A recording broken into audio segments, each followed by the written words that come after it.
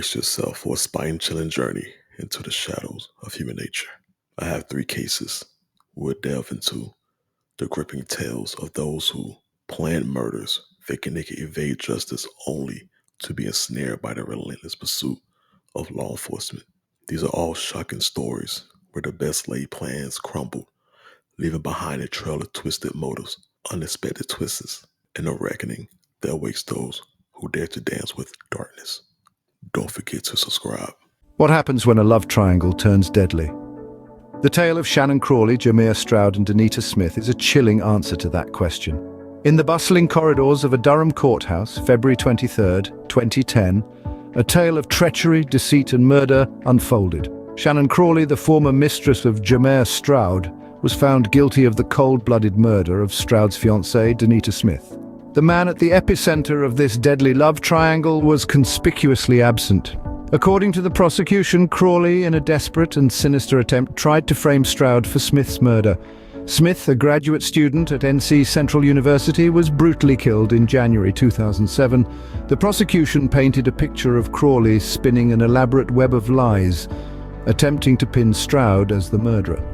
4 months after Smith's murder, Crawley concocted an elaborate story accusing Stroud of forcing her to Durham. She claimed Stroud shot Smith in the back of the head and then hid in the back seat of her Ford Explorer as she drove away. When this tale failed to convince investigators, Crawley accused Stroud of rape a year and a half after the murder. Despite the accusations, Stroud, a Greensboro police officer, faced no charges in the crime. The same phone records that cleared him of the rape allegation also helped absolve him of Smith's murder. However, the trial revealed Stroud's habitual lying about his relationship with Crawley, adding a layer of complexity to the case. The jury's focus shifted to Crawley, whose own lies were closer to the heart of the case. She lied about her whereabouts the day before the murder, about a gun she purchased months earlier, about a doctor's appointment on the day of the murder, and even about whether she lived in Smith's apartment complex. A critical piece of evidence was a set of tapes that Crawley claimed were recorded phone conversations of Stroud confessing to the crime. If the jury was correct in their conclusion that these confessions were fabricated, it would be Crawley's most audacious lie. Crawley's attorney, Scott Holmes, attempted to dismiss these tapes from evidence. When that failed, he addressed them head-on, questioning why his client's voice sounds strangely calm while Stroud's voice sounds more like Michael Jackson. The judge rejected a call for a mistrial when the jury requested to re-listen to the tapes. According to Superior Court Judge Ronald Stevens, Crawley had had access to the tapes for the past 2 years and could have addressed any portion of them during the trial. In the end, the jury found Shannon Crawley guilty of killing Denita Smith. The verdict brought a sense of justice for Smith's family and friends, while Crawley's family was left in despair, helpless to rescue their daughter from life in prison. This case is a stark reminder of how love triangles can turn deadly, with deceit and lies playing a crucial role in the tragic outcome. The verdict serves as a potent warning against such treacherous behavior, reinforcing the importance of truth and integrity in relationships. Is a life sentence without parole harsher than the death penalty? This is a question that haunts many as they grapple with the complexities of crime and punishment. Today we delve into a case that highlights this dilemma, the tragic tale of Taylor M Marx. On the 29th of September 2010, Taylor, a 21-year-old woman from Akron, was sentenced to life in prison with no chance of parole. She pleaded guilty to the aggravated murder of her own mother, Christy Marx, in a plot that unfolded back in 2009. The severity of her crime led to an initial consideration of the death penalty.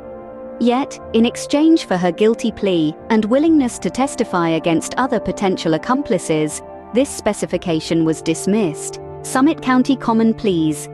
Judge Tom Parker openly admitted his struggle with this decision, calling it a sad day in Akron, Ohio. The tragedy was twofold. The community mourned not only the loss of Christy Marx, but also the loss of Taylor Marx from the society she had once been part of. Her life sentence without parole was described by Judge Parker as a form of a death sentence, a statement that underscores the gravity of her punishment. Taylor Marx, a University of Akron attendee and Copley High School graduate, was indicted under Ohio's murder-for-hire law. She was deemed the driving force behind the plot to murder her mother. The victim, Christy Marx, was lured to a parking lot where she was brutally stabbed to death. The man who admitted to executing the crime, Troy A. Purdy II, had been promised a payment of $5,000, a sum he never received. Taylor's boyfriend, Brian Scott Smith, was alleged to be the third conspirator in this chilling plot. He too was charged with aggravated murder but did not face the death penalty. As Taylor stood in court, reading from a handwritten statement, she sobbed uncontrollably. She admitted to losing control over something small, leading to this devastating outcome. Her plea for forgiveness from God, her mother's family and friends marked a poignant moment in the courtroom. The intricate details of what triggered this horrific plot remain unexplained, leaving an air of mystery around the case. As we reflect on this tragic tale, we are reminded of the profound impact such crimes have on families, communities, and society at large. The harsh reality of a life sentence without parole continues to stir debate, raising questions about the nature of punishment and the pursuit of justice. Can greed justify a crime so heinous it shakes the fiber of our societal morality? Journey with me as we unravel the chilling story of Brenda Nicholas, a tale that marks a grim chapter in Seattle's crime history. In the cold winter of December 2011, the tranquil Bitter Lake neighborhood in Seattle was shattered by the brutal murder of a 70-year-old Navy veteran, Francis Patrick Fleming.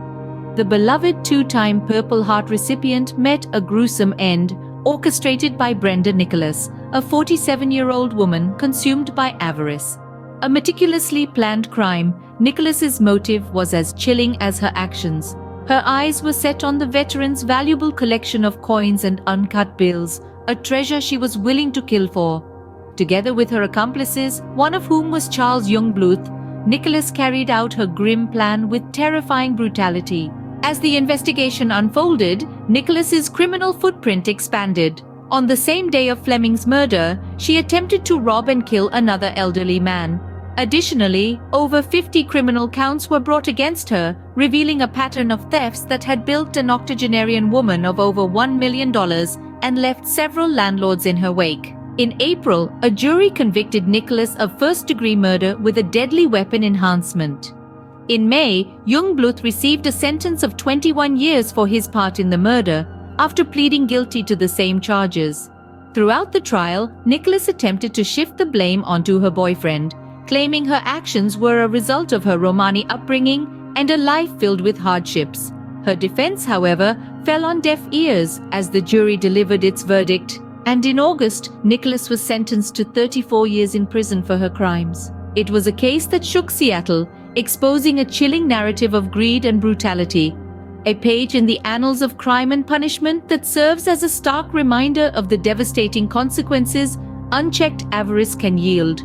The sentencing of Brenda Nicholas stands as a testament to justice, a grim reminder that the scales of justice, while often tested, eventually find their balance.